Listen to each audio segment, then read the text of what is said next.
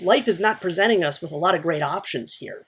And so, yes, maybe you would have to kill one generation to prevent thousands and bazillions of generations after. Maybe that is the only option that's available. So I'm not even massively against the killing. My biggest issue is the constant breeding of these new animals. It may be a case where we have to accept that these animals will not be allowed to die out and will have to be killed off. The ethical cost of killing off a species may be worth it if the result is that no new lives are brought into existence. To summarise, where possible, extinction should be brought about by dying out, but where dying out is not possible, species will have to be killed off.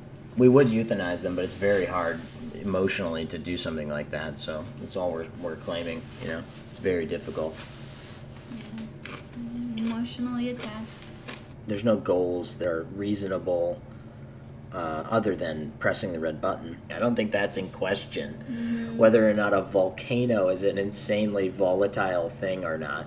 And, you know, you put a couple, you know, nukes along one of those and a couple around the planet, and once you get all the people down to a very finite group of people without doing this, like through just the mechanism of not reproducing, and then you annihilate the fucking earth and kill all the animal life that's just been destroying itself and, quite frankly, butchering itself for the last 541 million years. There's quite a few great reasons to kill yourself, to be honest.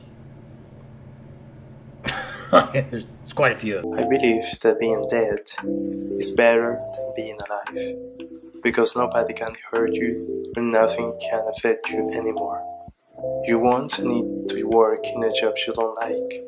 You won't have to constantly struggle to survive. Being dead is a better ontological state than being alive, because good and bad things happen to those who exist. But those who don't exist can't be harmed and can't be deprived of anything.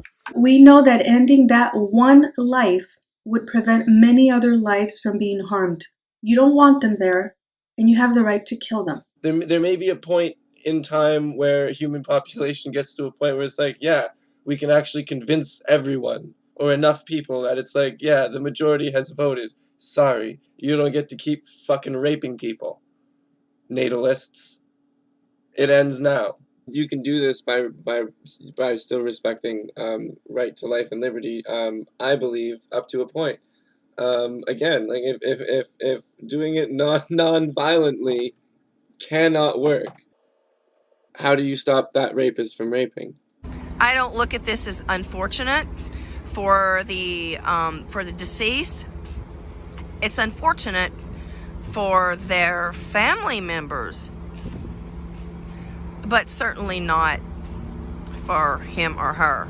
He will never receive any more harm. He will never catch a disease.